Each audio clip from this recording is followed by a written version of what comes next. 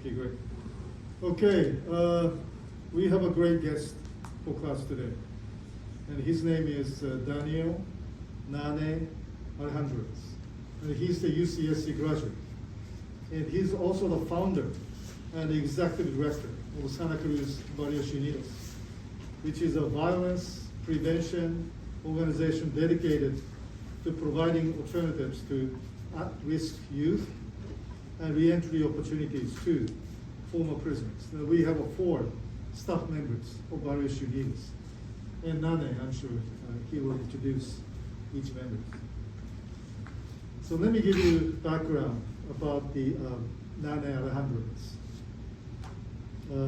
He received numerous prestigious awards, including most recently the prestigious ACLU of Northern California Chief Justice Earl Warren Civil Liberties Award in 2021.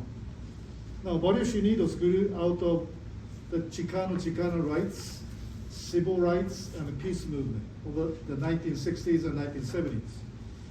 The organization harnesses the power of culture and spirituality to engage at-risk youth people, providing avenues to quell gang warfare, and models for building vibrant multicultural communities.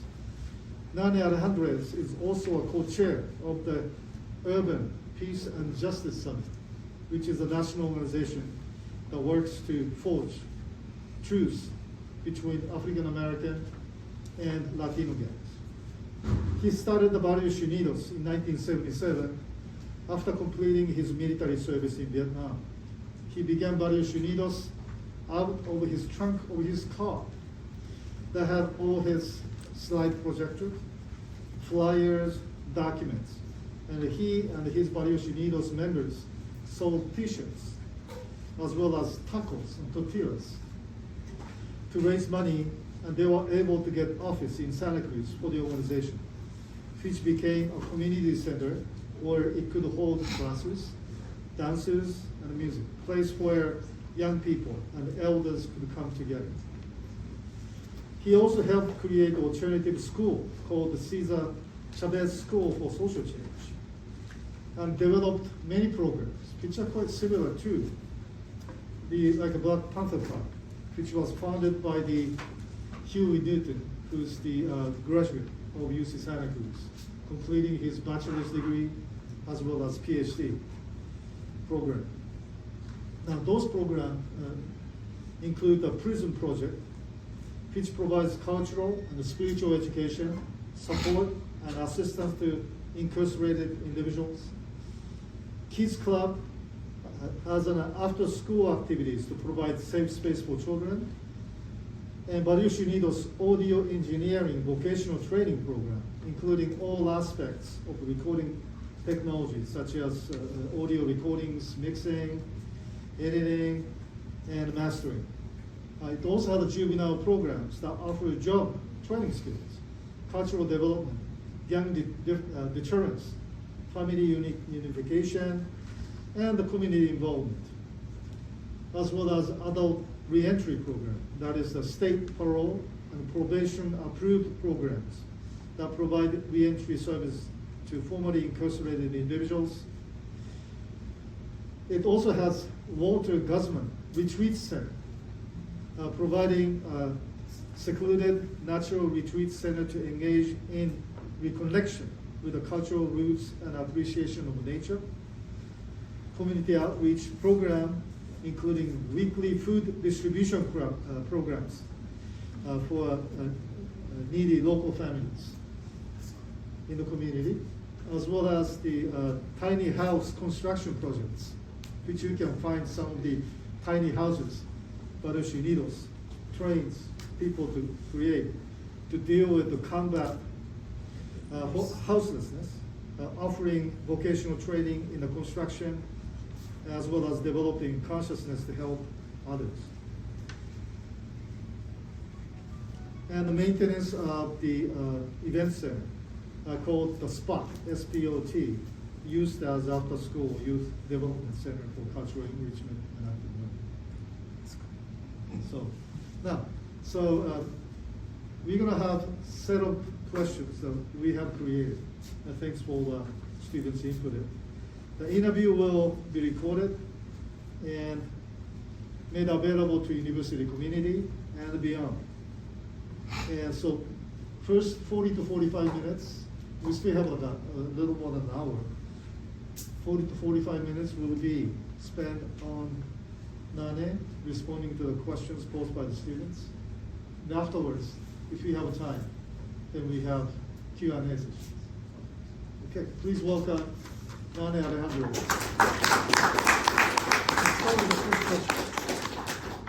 Thank you. I don't know for your report. I move around a lot. Okay, just from the end of this TV to like where that table's the first part of it. That's the how I move. Yeah. And buenas tardes. Good afternoon, everybody. It's a blessed day to be here today. I'm honored. Being I know that there's questions here that you'll ask, and we'll try to because not only that, I've done a lot of work inside institutions, and I always used to tell the fellas there, I said, I bring you nothing but the best, the highest quality of people that I could find to come inside to give hope. So today, I am so honored and so blessed to bring you out here the best of people that I've had the pleasure of working with inside, for some for 20 years, some for longer years, some that it's a real deal, It's not about, going over there, somebody, they're here, we're doing stuff, we're moving things, and we have no time for, bullshit, It's like straight up. I am a product of this university. UC Santa Cruz saved me from going to prison on my first year here. My first year, I almost lost it. I went back home to celebrate my brother getting out of prison, and here we are locked up, going to prison. And the only thing I was able to survive is someone believed in me. Someone believed in me that I had something to offer. And they said, we're gonna get you out of here, but you gotta promise that you're gonna leave this place and go back to Santa Cruz. Don't come back until you're strong enough. And I took that advice. And while I was here at the university, I had over 30 members of my family in prison. I had 6 relatives killed while I was here, and trying to get an education. I was also a drug addict. I come from Vietnam as a heroin addict, and I lived here at the UC Santa Cruz. At first I lived in Beach Flats, and then I was able to get a housing at UCSC because I had 2 children. And my baby, my last boy, was born here, and he was conceived here at the student apartment. So he's a UCSC's banana. But it just is such a journey, that to be here and to come back. I always try to come back for students. And I understand this is your last class, like you guys are heading out. But when I headed out, I was still addicted to heroin, and also my class. But there was I wasn't alone. There was a lot of other students that were addicted to something, and I'm sure it hasn't changed very much. I didn't have a job offer. I didn't have anything. Even though someone had believed in me, I had dug a hole to myself that all of a sudden local people here in Santa Cruz, they thought I was drug dealing, I was doing this and that. I was just a student. They got out, they got a degree. I got honors in my major and my thesis. I was a filmmaker. I put on lowrider car shows here. I brought 1,500 lowriders to the bookshop Santa Cruz, and we even brought a gang fight, between the homies from Salinas and Watsonville. And I don't say that in a bragging thing. I'm saying that after that car show, that community had never been up here. A lot of them had never heard of UC Santa Cruz. But after that, some of those things, a year, 2 years later, they were in the campus. You know what I'm saying? So you gotta outreach, you gotta organize. I wasn't a good student, but I was a good organizer. While I was here, I read 4 books. About 4 books, because I had a lot of experience in doing things, and I could talk to him, hey homie, I need this, you know, homie, you know what, that book, what did it say? So I did whatever I had to do to graduate, because I knew I wasn't doing it for myself, I was doing it for somebody else. And by that time, I had a little bit more sense into where I was going. Because when I came here, I didn't know how to read. I mean, I knew how to read, but you know, I couldn't read those books, those textbooks they gave me here. I didn't know how to write. My first paper that I wrote was in Stevenson's College, and I couldn't even read what I wrote or what I supposed to write. And I had a white kid. I was the only Mexican. I was the only person of color in the room. And this is 1977. And I looked at this dude. I made kind of friends with him. I said, homie, I need you to read this for me. I said, I can't read it. I don't know how to read it. I said, well, how'd you do it? Don't mind, that's not your business, but but it was my story. Somebody wrote my story up to then. And the professor, when she read the story, she said, you know what? I have never read somebody's story like this. So you have something to say.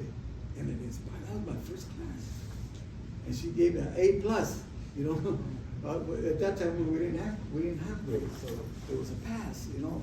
And it was like, it inspired me. It inspired me to say, you know, I can do this, I can make it. Because at that time there wasn't very many of us. You know, and you know, I have tattoos all over. I couldn't find anybody with tattoos. But there was a homeboy here from Mena Flats in South. Okay, I'm coming from Northern California. He was from down south. He had a tattoo called Flats, and then he had tattoos. He was one of the smartest guys I ever knew here. And we kind of looked at each other. And you know, for those of you that don't, there's a sign in the neighborhood when you see it go up.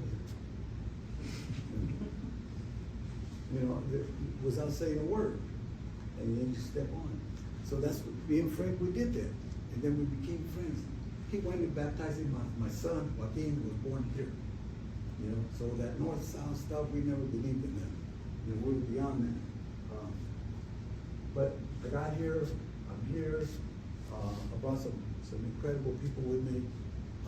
There's some questions, so if we can do some of the questions, I'll try to fly through them. Because you need to hear these folks. Craig Farrell, that's my lawyer right there. You know, Sam, re-entry of Sam that got such a beautiful heart, and my other brother Charles, known as Little Man. You know, so I walk in and I walk in class. Well, you know how short I am. I always Little Man. What'd you say? In a different tone, you know, in a different tone. But I think that you'll get a really insight look into what this damn system is about. Because, you know, although I have worked so hard to stop this madness, I'm going on 5 decades of my family in prison, still fighting. And this year, with, you know, Creator helping us out, my grandson, my first grandson, will be getting out of Salinas Valley State Prison. He got sentenced as a 17-year-old, and he's 30 now. So all that time he's been in prison.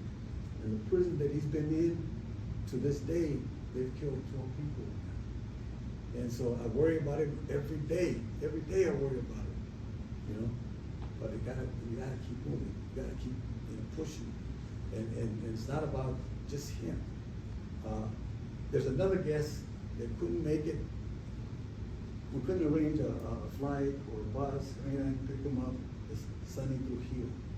Sonny Trujillo is locked up in Pelican Bay for almost about 3 joints of marijuana and 3 lines of meth. And he got 25 to life. And he's an incredible artist, incredible human being, incredible father, grandfather. And he called because he wanted, I asked him if he could call at his time. And you're only allowed a certain time. He called just as we're trying to find a parking place. And he says, just tell him that my spirit with him, but he's been locked up there for 28 years in Pelican Bay. The cells that you saw. You know. So those or some of the grounds that want to talk about these hats. These hats are from Solid Prison. If you put on this hat, you'll feel that's 300 years. Almost every hat has about 300 years of prison time. These are guys that were inside, that every time they graduated from the class, would sign it, and Hardhead would give me a hat for me to bring it out here. So when you put this hat on, you'll feel those 300 years. When I didn't think about that. But when I first did, I felt Sam's time, I felt Charles' time, I felt Craig's time, and I was going like, wow, how blessed I was that someone believed in me, you know? So throughout the process, throughout the class, you can put that hat on and you can feel that energy. The other is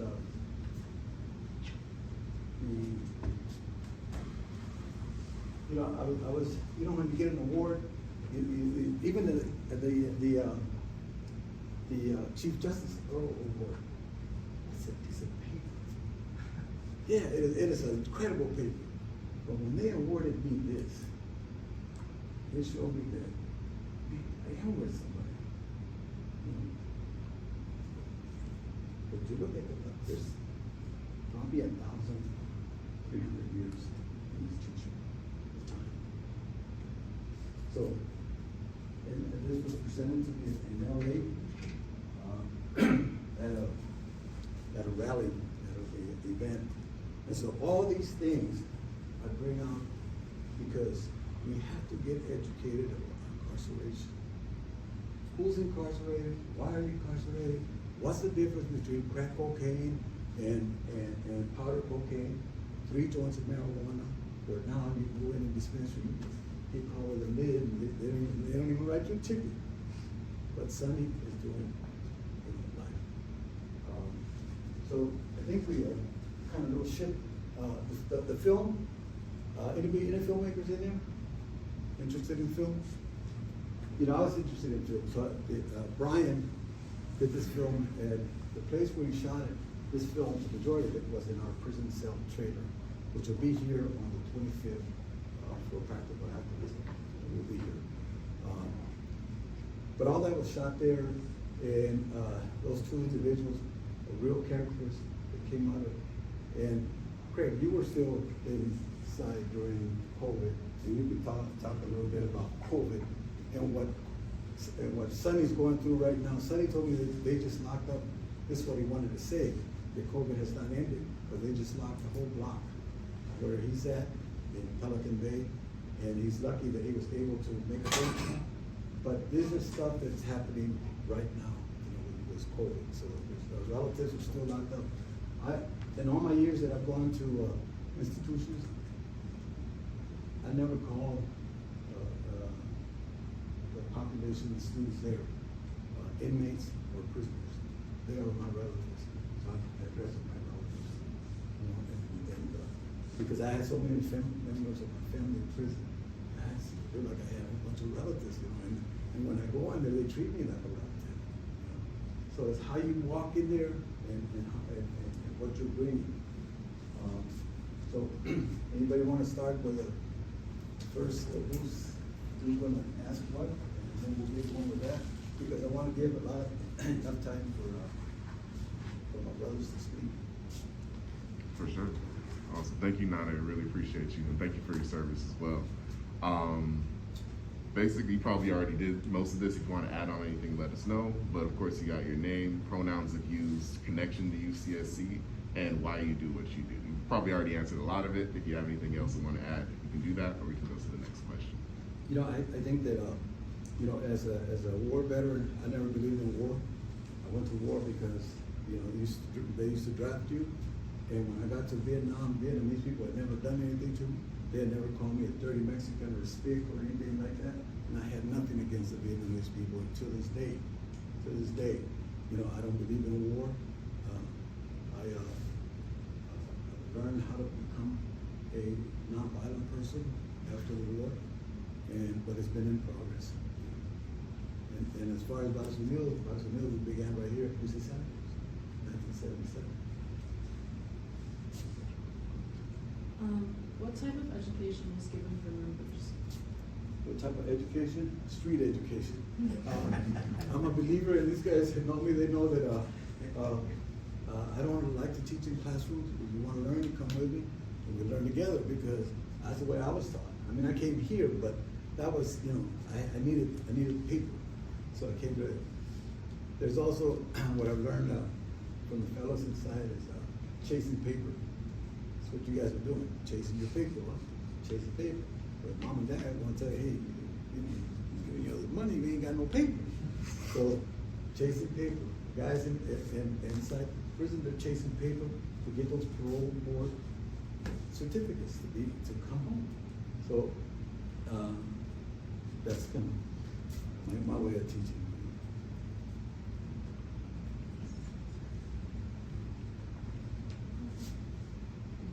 Sorry. How is liberation tied to Barrios Unidos? I have one question. I have a question. So sorry. How is liberation tied to Barrios Unidos? Why and how did you create Barrios Unidos? Barrios Unidos, you know, when I came here, I was already doing Chicano movement, during the Chicano movement, I was doing stuff, but the violence had started. But by that time, when I went to the war, by the time I came back in Fresno, there was another war happening. There was a street war happening. So I kind of came from one war to another war, and I didn't like it. I participated in the beginning, but it wasn't like, no, this is like, I just came from a place, but I just didn't know how. And back in my day, we didn't call them gangs. We were just from the barrio, and you belong to a certain barrio, and you grew up in certain ways, certain ways you walk, certain ways you talk, and that's the way. I never called it a gang. I don't like to use the word gang either. So when I came here, there was a lot of stuff going on in Watsonville. So even Santa Cruz, you know, Santa Cruz at the west side, homies, and the east side over in Beachfront. And so I just went out there trying to find some peace. Some brothers in LA, some brothers in Stockton, some brothers in Fresno, Bakersfield. So we had this movement called the In-Barrio Welfare Coalition. And here we adopted the Barrios Unidos, which means United Neighborhoods. We're trying to unite the neighborhoods. Thank you. And also, if you want to bring your folks up, let us know. I'll be doing it at 4:55. So Yeah. whenever you want to do that. Yeah, I just want to make sure, Of course, follow yeah. my script. I hear you. For sure. This next one is what adversity did you deal with as a Latinx person at UCSC? I'm not a Latinx. For sure. Thank you for letting us know. I'm a Chicano to the bone. Amen. You know, I stay Chicano. I fought hard for Chicano. I know a lot of Chicano brothers and sisters that died in order for me to call me a Latinx. I think I'll be betraying those brothers and sisters. So I'm hardcore Chicano. You know. Thank you so And much. I don't mean that in disrespect. Everybody can call themselves whatever they want to call themselves.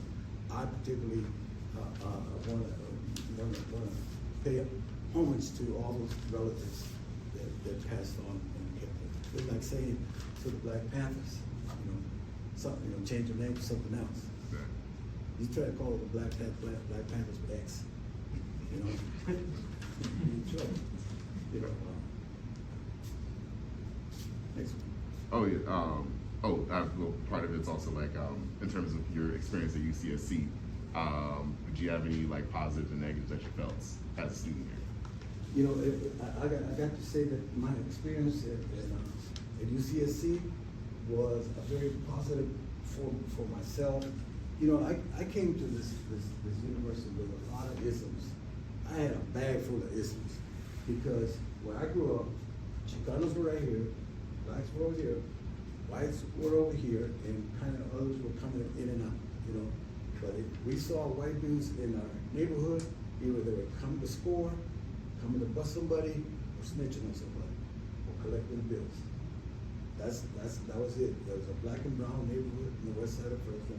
It's still, if you go there today, it still looks like a third world country in some neighborhoods because all the investment went to North Fresno. Thank you.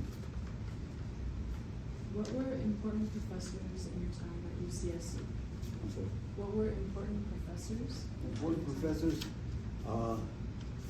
you know, I don't get impressed very much, but I'll tell you who backed me up. John Borrego from Community Studies and Mike Watkins from Community Studies. I was a Community Studies major. Not that I knew more about the other professors, but I think I had more street knowledge and more stuff of what's going on in the movement than some of my professors. I didn't have the intellectual way of pronouncing things and doing all that. But in terms of experience, they were magical. You know? I appreciated it, you know, because I was chasing paper, you know.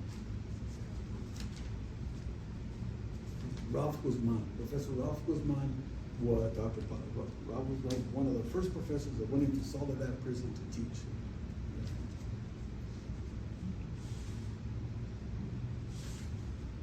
What is your connection with John Brown Child, and what are your thoughts on transcendentalism? Dr. Child is my man. I call him just out of respect. Coming over here, you know, and I know he was with you guys earlier in the week. You know, Professor Childs and I, we hooked up back in '92, something like that. In '93, I invited him to be part of our delegation. We were able to organize through Barrios Unidos, other black organizations, a peace summit in Kansas City. It was called the Kansas City Peace Summit. The media call it the Kansas City Gang Peace Summit. And brought 26 cities from across the country to the call for peace. We asked this government, which President Clinton at that time, to support that peace process, because there was a peace process that had just taken, was it Bloods and Crips, but we knew that there was no economic support. That peace process was not going to work, and our peace process was not going to work. So we asked for economic support. The president wrote back to us and said, "Congratulations on your summit. Hope everything goes well." So we knew we were on our own. And John Brown Childs wrote an incredible article, several articles that went all over the world. And all of a sudden, that peace summit was all over in the news and stuff. People knew it and stuff.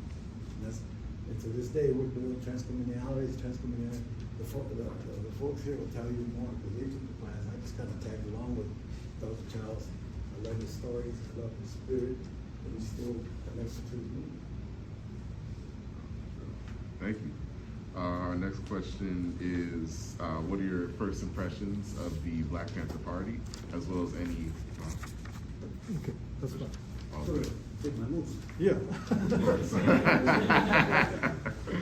So, thank you, Hiroshi. So our next question is, what are your first impressions on the Black Panther Party, as well as any possible direct connections, including to Danny Glover? You know, the Black Panther Party had the first breakfast program in the nation. They had the first children outreach and the protection of the neighborhood. So we followed suit. I mean, although we were doing it in different places, we didn't get the exposure of what homies were doing in Texas and East LA.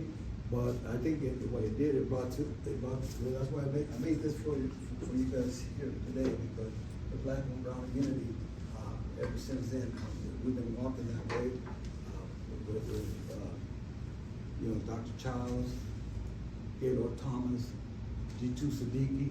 These are old school guys that I've been with for over 50 years. You know, I was born in a cotton field in Marigold, Mississippi, so I've been running black and white, black and brown ever since. You know, different neighborhoods, even white too, because at that time there was poor whites, poor blacks, and poor Mexicans, and we all didn't know I didn't know what prejudice until I went to school. I was introduced to prejudice. How has living in Santa Cruz County affected your view on race and equity in America? Santa Cruz County allowed me to think a little bit. See, if I would have been in LA, if I would have been in Oakland or Fresno, there'd be shootings every day. So I'd probably be in the street every day, or I'd be shot, one of those individuals. Santa Cruz, we had that, but it allowed me to think a little bit. It allowed me to go back, go to Watsonville, go to other places, but in here, it wasn't that. Now, there's a lot of prejudice, still prejudice, in the liberal town. Liberal for some. If, you know, I've been here since '77. I know the politics of Santa Cruz, left and right. You know, in Fresno, I can see it in my face. You know, in here, I've learned to deal with it. I walk, and it's right here like a monkey in my back. You know, and I gotta be careful about that. So I'm not afraid to talk about that. So that's another subject. Wrong subject. Where do you see yourself expanding Barrios Unidos? I'm sorry? Where do you see yourself expanding Barrios Unidos? Where do I see it? I see it, you know, for the next generation. I have been at the wheel of Barrios Unidos for 45 years. I'll share some of this with you. We're building a peace institute with 40 to 30 units for the next generation. How many of you would like to get to stay in Santa Cruz but can't afford to stay? That's right. You know, if it wasn't for the support that I had outside and stuff, I can't afford to live in the house. I couldn't afford to buy the house that I bought 30 years ago. You understand? My children cannot afford to buy a house. My grandchildren, now my great-grandchildren, you know, incredible students that have been through Barrios Unidos that wanted to stay. I would have loved to have kept a lot of them, but they couldn't afford it, and we couldn't afford to pay it, you know. I think that we need to really work on that. What we're building is for a small community. We can end the home houselessness, but we could provide for a group of folks, elders, returning citizens, artists, the workforce, and young people of all you know, backs of life. So how do we keep people in? So that's what we're doing right now. We have a Sixth Street business. We have you know, some of the things that you said on my introduction. I was I had to stop forget how many stuff we have. But that's, you know, my pledge right now is handing it over to the next generation. You know, I'm taking as far as, not that I'm going back, you know, the sunset and go and live and stand in pasture out there, Sunday, you know, I don't give up. But I don't have to do the day to day. And it's time for the next generation to move it to wherever they're gonna move in the next 45 years. Thank you. Our next question is, how does Barrios Unidos tie into the indigenous identity? My mother's Apache, you know, so it's always been there, but the streets got the best of us, you know, at the beginning. After I graduated from UC Santa Cruz, I was able to get more in contact with my roots and stuff and follow my grandmother's teachings and my elders. And so it was just part of la cultura pura, culture cures. If you know about your culture, you know where you come from. You know, we're all tribal people. You know, all our people have different drums. You know, and we work to the drum beat of your tribe. What organizations do you want to collaborate with? Any organization that's true. Any organization that just not follow money and is in line with our philosophy. For the final question, what has been the hardest part about running Barrios Unidos? You know, the hardest part is that, you know, I was never a director. I always considered myself a street outreach worker. And it's been hard to kind of navigate the nonprofit corporate world. Yesterday we had a really hard conversation with the Irvine Foundation. Anybody heard of the Irvine Foundation? If you haven't, you got to research it. One of the biggest there, you know, the Irvine University. Well, that's where the money comes from. but we had a conversation, a real conversation about, we need resources, but if you're not in their track, then it's like everything you say is like. Fortunately, we had some people that I think we touched them and explained to them. We don't come out with our hands up. That property we bought years ago, it's worth now $6 million. We have 5 acres up at the retreat center, that's worth $500,000. So we're cash poor, but we're asset rich. So you come in with your head up high, and you negotiate. You learn how to negotiate. This is stuff that I didn't know when I came here in 1977. I didn't know anything about that. One of the biggest pleasures was to have this young man right next to me, learning, because people didn't open the doors for me like that, and to have someone to teach, listen, and so when you get that opportunity to travel with somebody that's got that experience, put all that in your back pocket, because you're gonna need it later on. Thank you. That's all the questions. I really appreciate you giving me a real quick.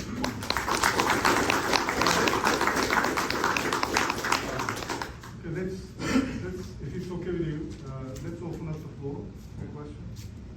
Unless, Nane, do you have any? Well, if you have some questions right now, but I want to take a couple of questions, and then we'll transfer to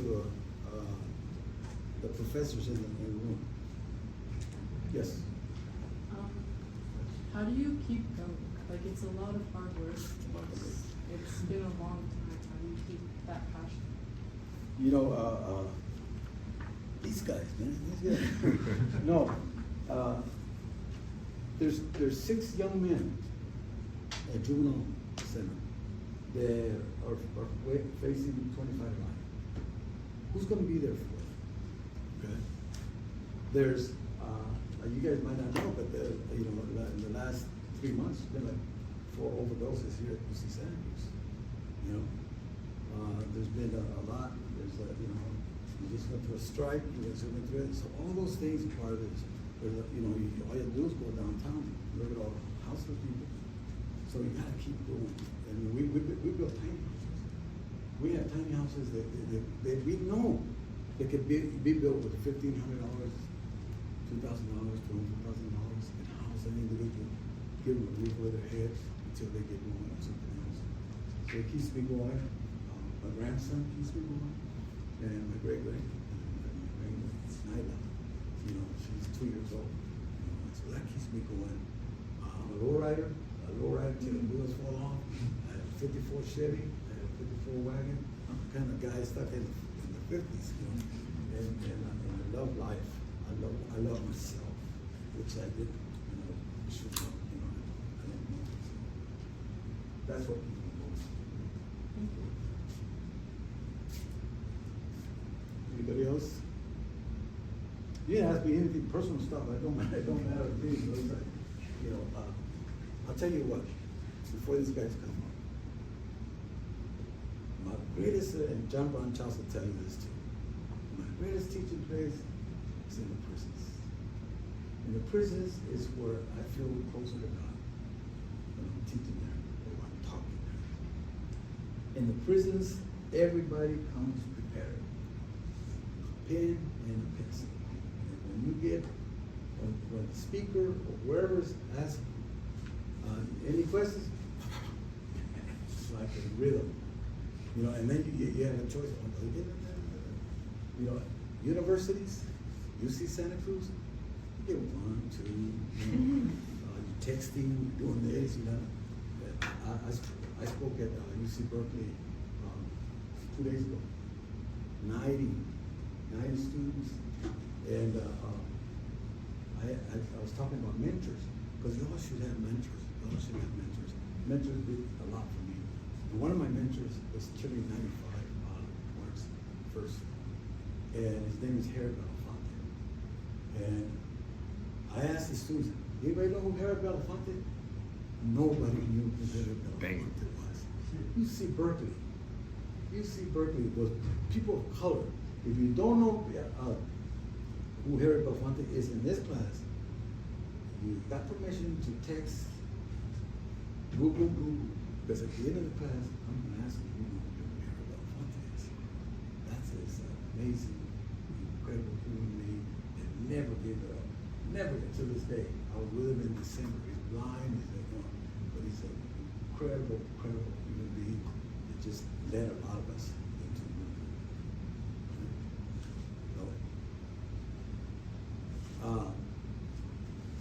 Let me see, we do this, yes, sir.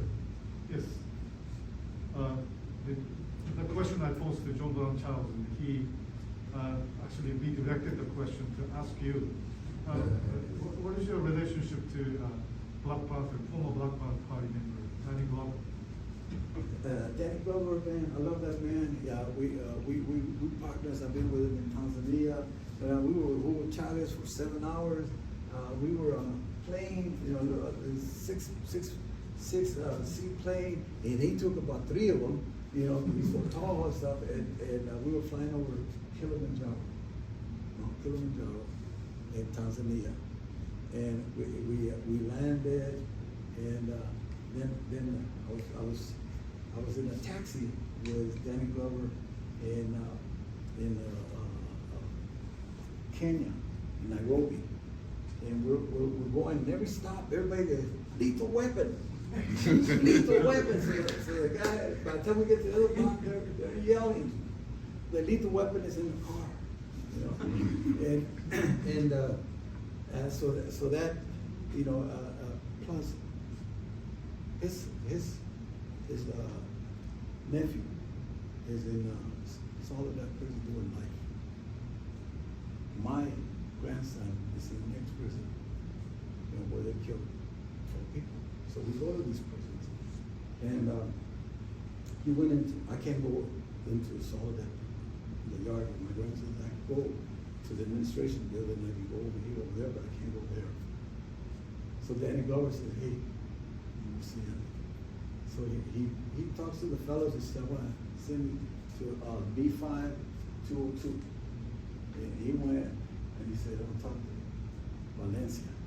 So they bring him to, they take him to the cell. And everybody said, "Oh man, Danny Glover's in the building." He's going over to see Anthony. And they open the door and they have a conversation. "Hey, Theo." And he calls him Theo. So he hugs him, and everybody, it's like, after he left, he came back, we hooked up, and then we went over to see his nephew and saw that. And my grandson said, "Dad, man, that was like, Danny Glover came to my cell." And everybody's telling me, "Man, you know Danny Glover?" I said, "Yeah, that's my uncle." And then the celly was like, yeah, man, because they're in the yard and they're talking. I said, "Man, he knows Danny Glover." And his homeboy was telling him, "Yeah, man, I was in the cell once at Danny Glover kid." And it was like this whole thing around what an incredible human being he is. And he'll shake everybody's hands all the way down, and it has never left me out of a conversation, never left me out, neither has Sheriff Belafonte. So our relation is good. As far as he did a lot in the 60s and 70s to bring up, the movement. Huey Newton, when I first got here, Huey Newton was here. Just, kind of, "Hey, what's up, We never really sat down and talked. But I could understand, I could see, because I had been to a lot of things in Oakland, and Black Panthers and president too. So we just kind of jived, and he, unfortunately, what happened to him, but, he was here, and Angela Davis, I'm good friends with Angela Davis too. When I started in Soledad, they told me, "Don't talk about the Black Panthers, and don't talk about Angela Davis." But we had invited Angela Davis to go to DBI, they wouldn't allow her to go in. So I said, "Okay, so what else should I talk about? Black movement." But once I get to know the fellas, then I can talk to them. It's not, I don't have an agenda or anything. It's just when you get trust and you give trust, then you can talk about anything you want. And they schooled me. I had guys tell me, don't come this weekend. And when they tell me don't come, I don't come. Because there's probably something gonna happen there. They don't want me to be caught up in that system and whatever's gonna go down. You know, so I also believe that the fellas will advocate, you try to advocate for someone. But they themselves will tell you, you know what? I do a little bit of tan shirt, he's not ready to go. He's gonna go out there and hit somebody. Don't mention names or anything, but just let you know that, hey, you're not chasing paperwork, you're probably doing something else. It's not helpful for the community. So we don't want that person to come and be your neighbor. We want people to be healthy and be good neighbors. You know, to introduce you to 3 very, very good neighbors. You know, they can stay in my house, they can do it. I don't know if I let them borrow my lowrider, but I'll give them a ride. Sam Cunningham is my nephew. Would you introduce maybe to the front? Yeah, you guys can come up here, man. And I'll turn it over to you guys.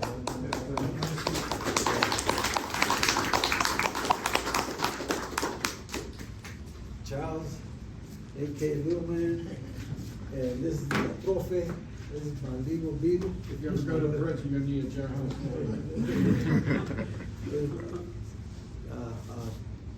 Craig is responsible for getting a lot of people to come on the site when he got to stay there. And hopefully you'll get to see this other film that's available where we talk about that just today. But Sam, you want to kick it off? First, I want to give a shout out to my boy Josh over there. Josh does, he's He's starting here too. He's His student here, he been doing an intern out there and came in on fire, and he hasn't lost that fire in probably a year that he's been here. So just want to acknowledge him. He helps us out tremendously. So, and he's looking at faces. He might grab you in a headlock and drag you over there and put you to work. So, and if any of you guys are interested in an internship, anything, talk to Josh or reach out to us. I heard a question about collaboration. Barrios Unidos, first, we are part of so many alliances and coalitions, not just locally or statewide or nationally, but internationally. We are a part of so many, we do a lot of collaboration with a lot of different organizations. On top of that, Barrios Unidos is not just one entity. We have to call ourselves Santa Cruz Barrios Unidos because we've had, because of him and young people that he's mentored and they followed into the work. Barrios Unidos is down south, up north, in different parts of the country, in Central America, South America, all over the place. So we do a whole lot of stuff with people as well as support and mentor other organizations as well. So that was, he said something about the mentorship. I'm 59. 74-year-old is my mentor. His mentor is 95. So it don't just stop. You know, it's continuously. Always finding somebody, first and foremost for me, somebody that I want to be. Somebody that I see things that I appreciate. And then somebody that I know I can trust. Somebody I know I can be open and honest with. So if you don't have one, find one. Look for one. And before I pass, I just want to say that we were riding over here together and we were talking about how much time of incarceration we have. Any math majors? Any math majors? 43 years of incarceration. 30 years of incarceration. 27 years of incarceration. Anybody? How many? 100 years of incarceration. Right here. I just wanted to let you sit in there for a Well, I want to say, when I came in, apologize for coming in late, but the parking around here kind of sucks. It's getting worse. But when I came in, one of the things that stood out to me, first and foremost, when the brother said that I don't want to die in these circumstances, that's one of the things that were constantly going through my mind. You know what I'm saying, while I was incarcerated. Didn't know if I was going to get out. You know, the political climate shock, straight punishment. No rehabilitation, no second chances. I went to jail for the first time, did 27 years on life sentence. I went to jail rightfully so. You know, I took an individual's life. For myself, coming up as a youngster, coming up in South Central Los Angeles, during the time I was there as a teenager when crack first hit the streets. So it was a lot of temptations out there for me. You know, for myself, I always was under the impression that this is the lot in life that God gave me. You know, I lost my mother when I was 8 years old. Felt like I was, you know, on my own and abandoned. So I joined the gang. The gang gave me the sense of belonging, the sense of purpose. And initially, I was apprehensive about it, but as I began to venture further into it, it became the better part of who I was. You know, I put aside my own inclinations to support the gang. You know, I looked past some of the things that I knew weren't right, and I did not ask questions. I did not, whatever, I went with the flow. In 1986, that got me a life sentence, 25 years of life. Taking another young man's life. He was 20 years old, I was 20, Gervon Hall. You know, when I went to prison up under gang mentality. Same thing, I didn't socialize with anybody who wasn't from my neighborhood. You know what I'm saying? It wasn't a part of the crew I was from. Didn't deal with any white people, didn't deal with any Mexicans, didn't deal with any blacks that were outside my realm. And I went into that with the knowledge of, okay, it's me against everybody else, us against everybody else. Didn't try to get to know anybody, didn't try to find out what was going on in the heads and hearts of anybody else. As I was in there, I started to understand that it was an incident that happened in 1989. It was a big earthquake up this way.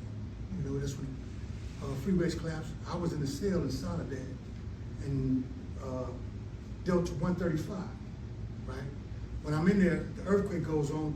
My first reaction, you know, grab my TV. I want to save my, you know, just in case I make it, I want to be able to watch TV. So when all this is going on, when everything is going on, in my mind, I'm thinking, okay, well, they're gonna let us out, let us to Europe. Didn't happen. They ran out of the building, onto the yard, and we were stuck inside the cells. You know, we were stuck inside the cells, and the reality came to me, man, these people don't care about me. I'm not even human no more, you know. So for myself, we were in the cell for 3 days with no running water, you know, nothing to drink. They came and brought us a sack lunch maybe once a day after the second day. So for myself, I was always thinking that they didn't care about me, and my level of indifference and my level of disdain for just anybody outside of my circle began to grow. It was another incident that happened. There was a brother named Terry Berger. Y'all remember Terry? Terry Berger.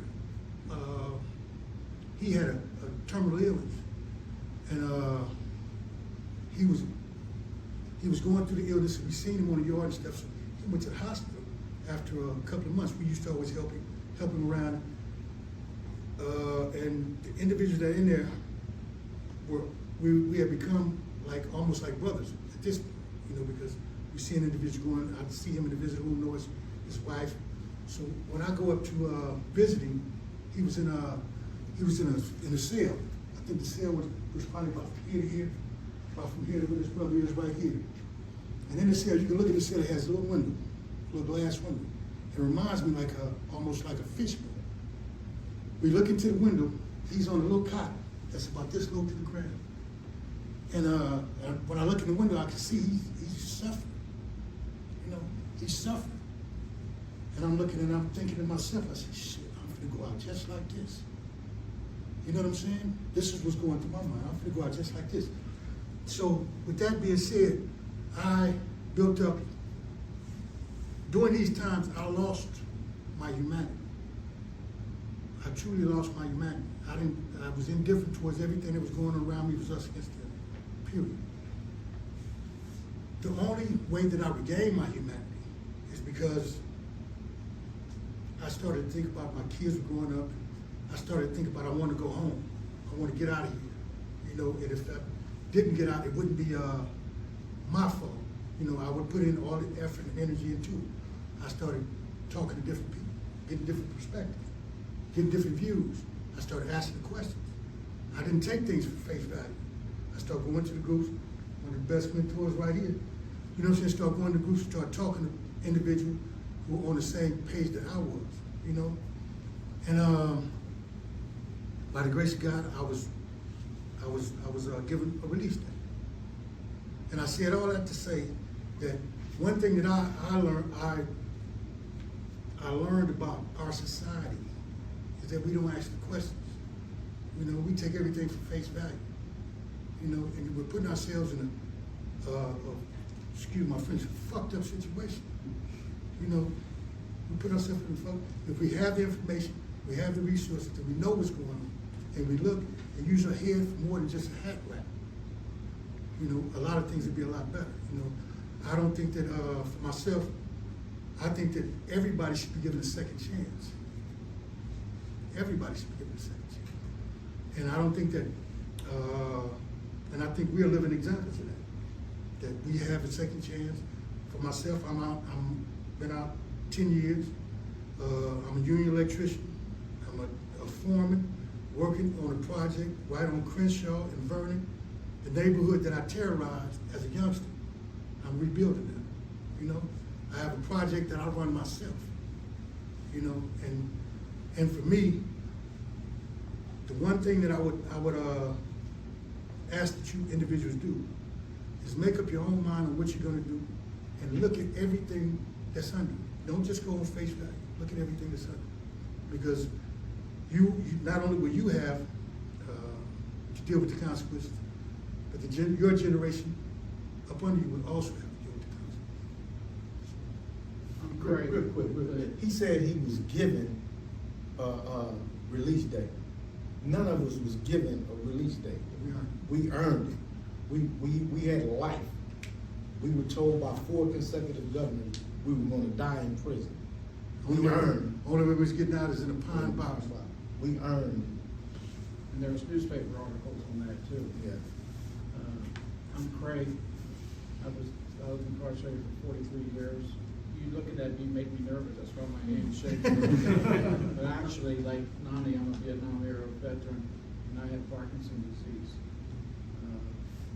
My doctor, Sal, thinks it's also from the water I drank while I was in prison for 3 years. It's not the best water. So if you go to prison, don't drink a lot of water. Now they're selling bottled water. I told when I came home, I'm drinking water out of the faucet. Oh no! Same thing. What do you mean? Bottle? Shit, I just drank faucet water for 30 years. I'm a readaholic. I love to read. Being in prison, it was a nice place to be for a readaholic. You got a lot of time to read. But I also have to say something. I hope I don't offend anybody. I was born in 1954. I grew up in the 60s and early 70s. My whole neighborhood was white. The schools I went to was all white. There was no black, brown, others. So can you imagine in 78, when I came to San Quentin, I went from being in the majority to being in the minority, and dealing with 2 cats like this with attitudes that didn't look like today's attitude. But I started doing legal work. The librarian asked me to help some other people out. He said, I'm going to tell you something right now, the people I'm going to send you may not be your color. And that's what he told me. He was a black man too, big tall guy, old sergeant. And I started listening to other people's story. And then Nane had the audacity to come in the gym with his group, Barrios Unidos. And he says, when we go to chow hall, black sits on one side, white sits on the other side. I can't sit at the table with you. When you go to class, college class, or ESL or GED classes, you don't sit together. You sit with your race. Can you imagine going to church and you have to sit separate? You're like, gee, something's not right here. Love one another. How's that figured out? But then Nane and Dr. John Brown Child comes in, and they have a gym with a capacity of 125 on a legal night. but they had over 200 people in there every time they come in there. And one of the things that was amazing was it was mixed, whites sitting next to blacks. I actually danced with a black man. Remember that time when the lady was telling us, she came up and down the aisle saying, dance, get up and dance, you know, and she was so infected that we got up and danced. It's the first time and only time I've danced with a black guy. But Barrios Unidos and Dr. John Brown Charles, so his transcommunality classes, and John Haygu with King and Nonviolence, helped us to get outside of ourselves and look at people in the sense of their humanity. And I started looking at people as if it was me. And so I started sitting down. I couldn't believe when the librarian told me these guys are illiterate. They can't read these letters from the court. I'm thinking, well, how the heck are they supposed to make a decision? He said, you help them, you give them 3 options, but you don't choose the option for them. You give them the pros and cons of each of the 3 options and let them decide for themselves. And hopefully they make the best decision. Then you had to type up the red and submit it to the court. So it gets pretty lengthy. This guy over here, you know, the new case he gave me a couple of days ago, a handicapped guy in the hole gets in an assault with another handicapped guy, and it's a DA referral. So what's the first thing I tell him? Zip it. Don't say anything. Don't take part in your hearing, and don't participate in the investigation. But, and here's the sad part. He's getting ready to go to the board. So I have to, and I get phone calls every day thanks to him. I get phone calls. My phone blows up. It's still vibrating. Guys in prison asking for help. You know, I'm losing hope. And for years, I helped guys get out of prison. And I stood at the fence and watched them as they left. And a part of me left with them. And it hurt, you know. And I kept thinking, how am I helping these guys get out and I can't help myself? You know the old saying, the person that has himself for an attorney is a fool for a client. But then I went to Blackstone School of Law and started reading law books and shepherding cases. And some of the staff there would ask me to do legal work for them. And I was surprised because it opened the door in ways that I didn't think would open the door. If we had a problem on the yard, you know, being the watch commander store, you can knock on the door and ask the watch commander, hey, can you help us with this? Can you help us with that? And in some cases they could, in some cases they couldn't. But Barrios Unidos brought in an atmosphere in the prison where the violence went down dramatically. You know, Dr. John Brown Child's transcommunality, I mean, it made you think. He gave us reading assignment, homework to do. And boy, he piled it on us. I mean, I had all my other books to read, but you know, he piled it on us. But I do about 10 to 15 letters a week from guys in prison that don't have any family left, that will write to them, that don't have anybody that they can return to. So Nane helps me to help these men, and it helps me because it helps me get a sense of my touch of humanity, my sense of humanity. I did, like Charles said, I did commit murder. I shot the man in the stomach and the side of the head, and it was considered a execution style murder. That may have been why I did so much time. But my attorney says the other reason why you did so much time was you were problem child for the administration, but you were always filing writs and, you know, civil complaints. But I think what I did helped me to be who I am today. And I thank Nane Barrios Unidos. He threw me a lifeline, not only when I got out of prison, but before I got out of prison. He showed me that you get in touch with your sense of humanity. When I went in the Army, they don't teach you to be a nice guy and give a peace sign. When you went in the Army, I went to Fort Dix, New Jersey for basic training. I went to Fort Polk, Louisiana for advanced infantry training. What do you think they were teaching me to do? Was there any surprise that and then they did away with debriefing. Once you had the high combat and military training that we had, they had what they call debriefing. they did away with debriefing out of budgetary concern. And so a lot of us got out of the military without being debriefed. So was any wonder that 2 years later I found myself in a situation where I took a man out, and I had done other violent things prior to that. But now I'm a peace warrior. And I even tell you, I have it right on my bulletin board in my office. I'm very proud of that. I was paroled over 2 years ago, and I got off parole in 1 year. I'm an election officer for Monterey County. How the heck did I get in? But our precinct was the first precinct to have all the numbers tallied up, zero, and all the votes counted for in their precinct. And we had a lot of fun.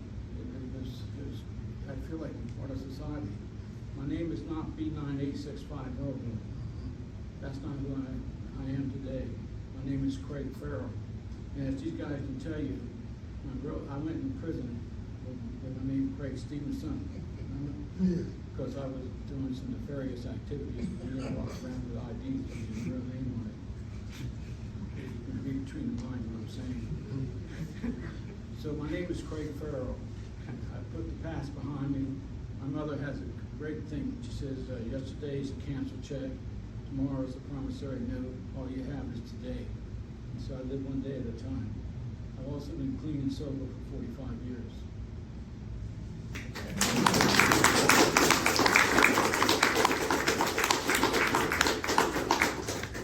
When you've been in prison for that long, you really come out with the clothes you got on. Thanks to the Veteran Transition Center, thanks to Barrios Unidos, I look like I look today. And thanks to the job opportunities and the contracts I've been given, I'm able to stand on 2 feet. There was something else I wanted to respond to. I don't know how long you have. A few minutes. Okay. Go ahead. So when you're incarcerated for so long, getting out, especially for what all of us went to prison for 7. This is my childhood friend. This was my co-defendant on my case. He put me in, he got me in. So even when you get out, it's one of the questions I always pose to my groups. I work with men and women coming out of prison. How free do you feel? You know, give me a percentage. Even though we're not in prison inside of a jail cell or prison cage, it's still so many liberties and rights that we forfeited because we just won last year that we could vote now. Yes. We wasn't able to vote as ex-felons and stuff. So we just vote for what they got it ballot on right now where they can vote. But this is a reality I'm telling you right now. 43 years in prison. By the grace of God, his mother is still alive. 95 years old. 95 years old. Almost every day. Watch this.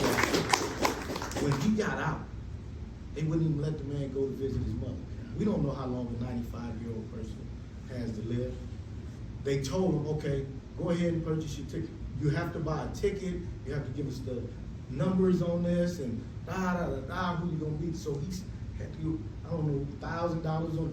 Nane helped him buy a ticket. $1,000 on this ticket. Set up all these different things to present to his parole officer to go see my 95-year-old grandmother, who we don't know how long she has left. And they told him, no, you can't go. So he was stuck in California. His 95-year-old mother is in Maryland, 3,000 miles away. And they told him he had to wait until he was off the road. Another year. Another year. Just imagine that. You're supposed to be free. But how free are we really? Everything we fill out, every application we fill out, ever been incarcerated? Little box. All of this stuff. So it's so many things that come, and for women it's even rougher. You know, we get people all the time. I work with a family, or parents, or whatever, willing to let their child who just gives some time come in, but because they may be low income or some type of HOA that doesn't allow ex-felons to live there. Now their child is out in the cold, whatever. So I want to just address that. Sometimes when we free, we really aren't free. So take your freedom and don't take it for granted. Another question, I think it was you that asked Nane, what keeps them going? Why does he continue to do this? This man here, one of the first things I noticed when I seen, didn't know, first things I seen when I got out, the first week I got out and I pulled up into the parking lot, Barrios Unidos, this man was out there sweeping the parking lot. He's the executive director. He's the boss. He's the boss. I see him later in the bathroom with a toilet brush, cleaning the toilet. Every single day, whatever it takes for him to do, to be of service, he's of service. Mahatma Gandhi, the gym that we used to be in every day at all these programs, it was like a 100-foot banner of quote by Mahatma Gandhi. The best way to find yourself is to lose yourself in the service of others. I would read it every day. My brain, I use a lot of drugs, been shot in the head and all kind of stuff. So my brain is kind of slow. I had to read it over and over and over. Even talk, what in the heck does that mean? The best way to find yourself is to lose yourself in others. Lose yourself in the service of others. I seen what Nane brought to us, him being of service. And I seen the light shining in him. I started following. He became my mentor 5 years before I got out. And I started mentoring. We was all a part of mentoring programs inside. When we were mentoring younger guys coming in and out and stuff like that. It never had I felt more validated, more a part of life, more a part of humanity than when I was being of service. And that continues to today. Nothing makes me feel more validated or a part of my community, part of humanity. My mother and my father is deceased. Nothing makes me proud of being their son than when I'm at service. When young people walk through that door, a person coming in there with addiction issues or mental health issues, and we're able to be of service to that person and see the impact that we have being of service. That's why he does what he does. I tell everybody, hey Sam, how you doing today? Overworked, underpaid, but still doing what I'm doing because not only did it save my life, it's saving so many other lives. We don't get big money. We not rich. Sometimes it's overwhelming. Sometimes it's so hard because it's not intelligent. We go in there sometimes and we see some families that's just going through all kind of some terrible stuff. A mother coming in, child had been killed at 13, 15, 16. You take all that stuff on. You take all that stuff on. And it gets overwhelming sometimes. Everybody can't do this work. Everybody can't. I'm amazed. And he was doing it 45. Right now, over the last 20 years or something, it's became sexy.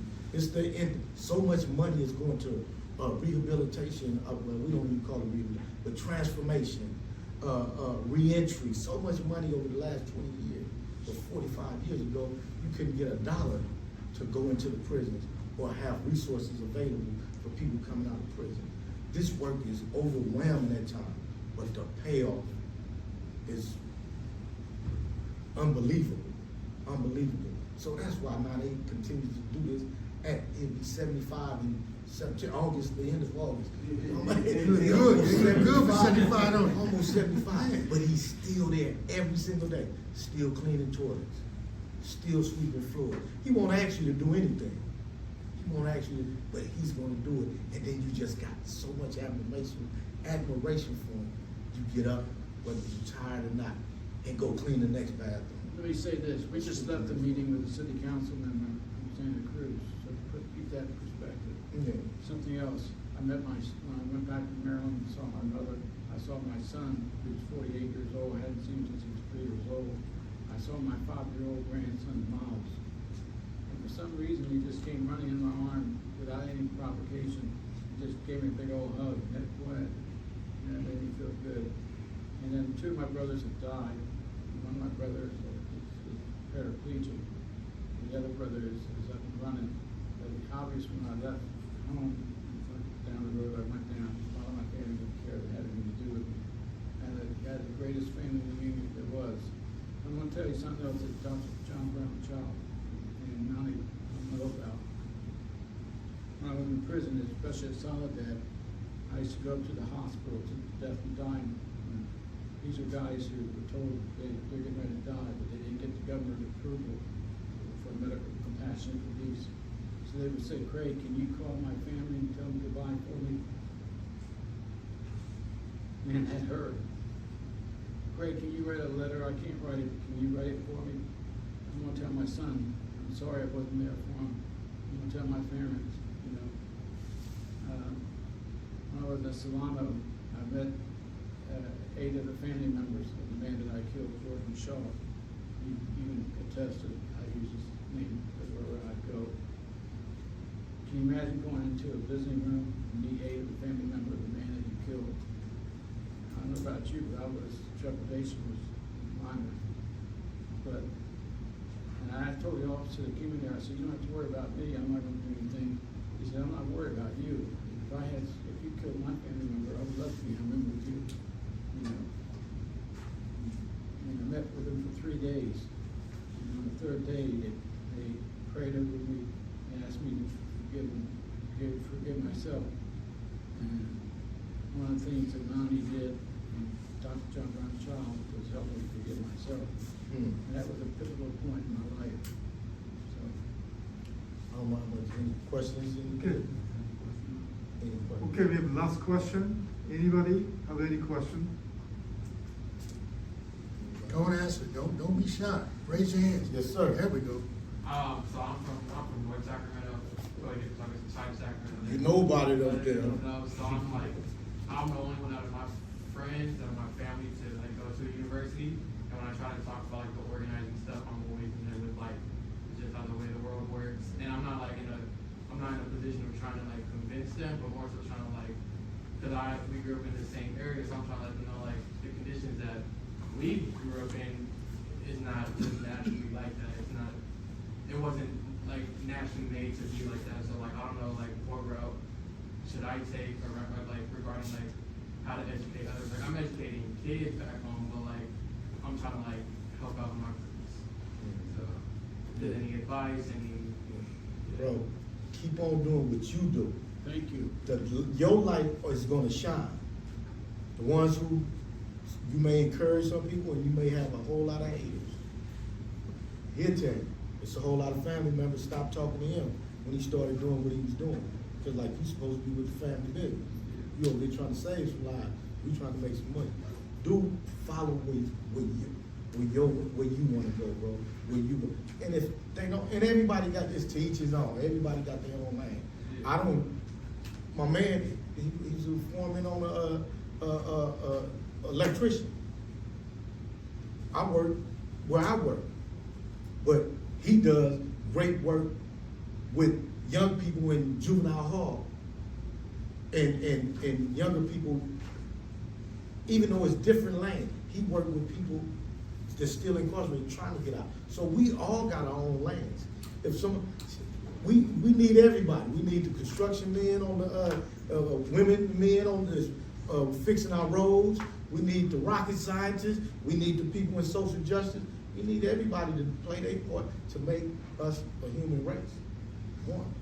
I would say, you're doing the right thing, lead by example is number one. Number two, the young individuals that you are talking to, that could be the starting point of whatever, you know what I'm saying? So I would say don't negate them. Number three, for myself, when I was coming up, my father used to always tell me, well, it's hard head gonna make it soft ass. You know what I'm saying? I didn't listen because I thought I knew everything. But that seed that he planted, when I was ready for it to harvest it, I went back and harvested it. Keep preaching and talking, because you plant seeds. And the individual has to be ready for that seed, to harvest that seed. You know what I'm saying? So don't think it's something on you. It's your issue. You know what I'm saying? You're doing what you're supposed to do. You know, and this is, No, go ahead, finish off. this is, you know, in my community say it takes a village to raise a child. You're bringing the village into effect, you know, when you're doing that, when you include people. I want to see maybe Josh want to say something as a student here. And, you know, now we're out there and saying to everybody else, what's your take on this? Don't tell us. So, we're Sam, Craig, Nane, after meet me today. I've been walking with Nane every day in his office. There's so much to learn. I have so much to learn from him. Travel, meeting with Sam. I'll never forget riding with Sam down to LA and telling him the story. Got shot in the head. Just him in prison. It's just so crazy. So between learning from Nane and working with people who that have been through so much, it's more, I get more education at Barrios than I do at UCSC, being in these classrooms. And it's good, you know, to pair that practice with this theory, but I hear so many great stories. We have a correspondence program with people all across the prisons, prison systems, and I read letters from people just wanting to talk to somebody, wanting resources, wanting something to read. So just being able to respond to each individual, and I learned just by responding to them, the things that they ask me. I want to learn about my roots, this certain tribe, or whatever. You know, I read with them, and then I send it out to them, and it makes a huge difference. Everyone's so grateful for just one letter, one response. So yeah, I'm just learning so much from Nane, Sam, from everybody that I meet through Barrios, traveling, the network with previously incarcerated people and incarcerated people trying to do work to hopefully abolish the system. So if anyone wants to volunteer, we have a stack of letters that need to be responded to. So just reach out to us. You can tell me how many years did Charles do? How many years did Charles do? 27. Oh, you give gifts. How many years did Sam do? 43. How many years did 43. which amounted to what? 100. 100 years, right? So you just kind of put your mind 100 years back, and you know, it's just like we have to do this. We have to close these prisons. You know? Thank you for the questions. Got some stuff here for you to take. Got some literature. Let me see. I don't know if that'll fit you, but. Oh, it's an X. I'm large in XL. Appreciate it. You know, there's so much, you know, especially if you're leaving, are you at graduate school, you got a job, or anything like that? Graduate school? All right, keep going. Job, anybody going to a job? All right, just keep going, you know, and think about the opportunities that you get. And then you don't have to travel this road, or your relatives, you know, because a lot of times my mom hated to say that we were in jail. She said we were off in college. You know, we were 1965, I was in jail. That was a long time ago. And I was thinking of something that I wanted to share real quick, because it's something that I got this other lifer that did 42 years. Every day he sends me something. Every day. Sam used to do that when he first got out. He said every day, but Gilbert, every day he sends me a positive thing. This guy, I don't know how many times he got denied parole, but one of the things that he does, he reminds me every day of who I am, that I have a gift, and that he was a product of that gift.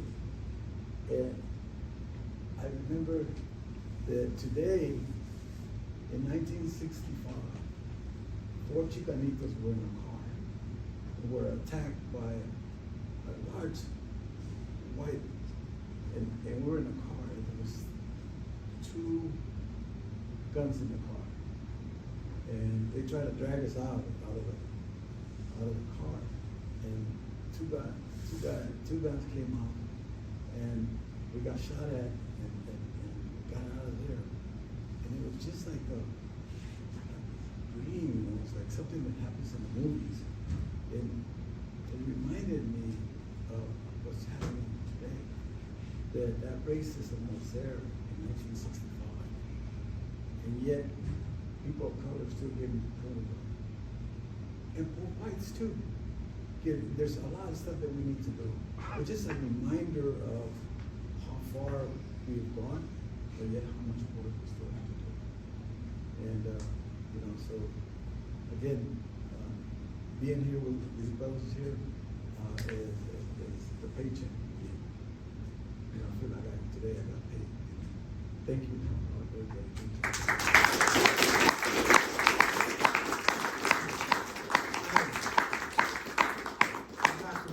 Right here, if Yeah. anybody interested There's a- in coming to get a tour,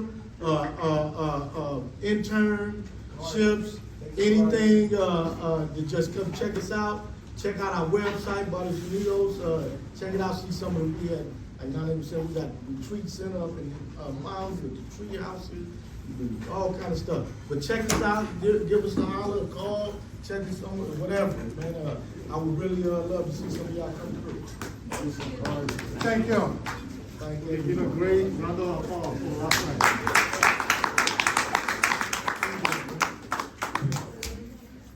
night.